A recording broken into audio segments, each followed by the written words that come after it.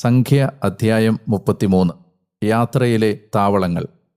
മോശയുടെയും അഹ്റോന്റെയും കരം വഴി ഈജിപ്ത് ദേശത്ത് നിന്ന് സൈന്യഗണങ്ങളായി പുറപ്പെട്ട ഇസ്രായേല്യരുടെ താവളങ്ങൾ ഇവയാണ്.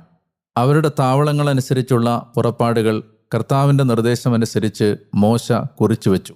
അവയാണ് അവരുടെ പുറപ്പാടുകളനുസരിച്ചുള്ള താവളങ്ങൾ.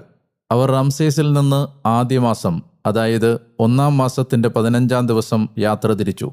പെസഹായുടെ പിറ്റേന്നാളാണ് ഇസ്രായേല്യർ ഉയർന്ന കരത്തോടെ ഈജിപ്തുകാരെല്ലാം കാണെ പുറപ്പെട്ടത്. അപ്പോൾ ഈജിപ്തുകാർ തങ്ങളുടെ ഇടയിൽ കർത്താവ് സംഹരിച്ച തങ്ങളുടെ ഓരോ കടിഞ്ഞൂലിനെയും സംസ്കരിക്കുകയായിരുന്നു. അവരുടെ ദേവന്മാർക്കിടയിലും കർത്താവ് വിധികൾ നടപ്പാക്കിയിരുന്നു.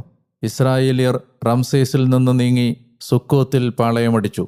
അവർ സുക്കോത്തിൽ നിന്ന് നീങ്ങി മരുഭൂമിയുടെ അതിർത്തിയിലുള്ള യത്താമിൽ പാളയമടിച്ചു.